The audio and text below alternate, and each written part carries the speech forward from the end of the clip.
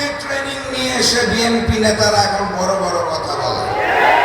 যদি মনে করে ৮ দলের কর্মসূচি শেষ, তাহলে তাদের জানাতে চাই আন্দোলন চলছে, আন্দোলন চলবে, নতুন কোন ফ্যাসিবাদকে কায়েম হতে দেওয়া হবে না।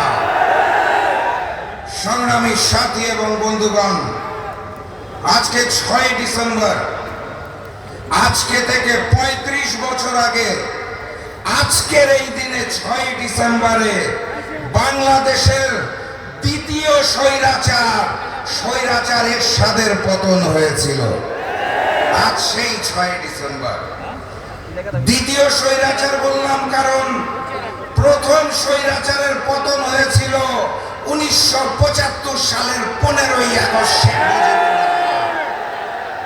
আর তৃতীয় স্বৈরাচারের পতনের ঘটনা তো আপনারা সবাই জানেন, চোখের সামনে।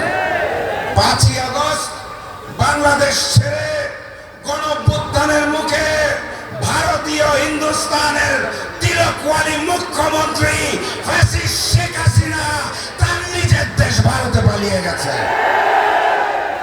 আজ এই ৬ ডিসেম্বরে দাঁড়িয়ে আমি আপনাদের স্মরণ করিয়ে দিতে চাই, আজ থেকে ৩৩ বছর আগে মিথ্যা বয়ান সৃষ্টি করে উগ্রপন্থীরা আজকের এই দিনেই আমাদের প্রাণের বাবরি মসজিদকে ভেঙে ফেলেছিল হিন্দুস্তানে। সেই হিন্দুস্তানের কথা বলছি, যারা আমার দেশের সীমান্তে হত্যা চালায়, যারা ৫৪টি অভিন্ন নদীর পানির ন্যায্য হিস্সা দেয় না, যারা ভূমি দখল করে, যারা আমার দেশের পিলখানায় গণহত্যা চালিয়েছিল, যারা বাংলাদেশের অভ্যন্তরীণ বিষয়ে হস্তক্ষেপ করে ফ্যাসিস্ট শেখ হাসিনার মাধ্যমে বাংলাদেশকে ভারতের করদ রাজ্য বানাতে চেয়েছিল। ৫ই আগস্ট শুধুমাত্র ফ্যাসিস্ট শেখ হাসিনার আওয়ামী লীগের পতন হয় নাই, সেদিন বাংলার বুক থেকে ভারতীয় আধিপত্যবাদ এবং আগ্রাসনেরও পতন হয়েছিল।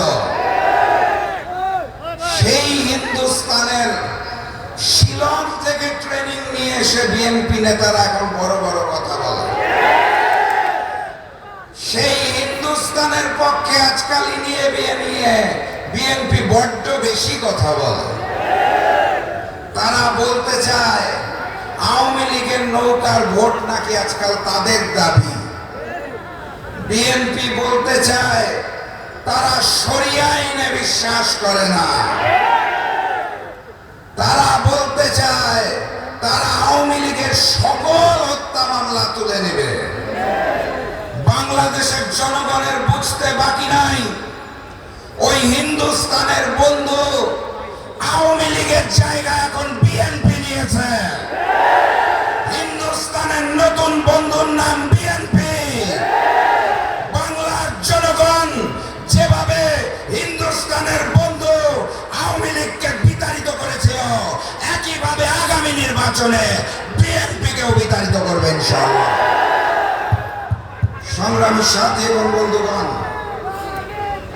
আমি আপনাদের স্পষ্ট ভাষায় জানিয়ে দিতে চাই, গণভোটে হাকে জয়যুক্ত করতে হবে।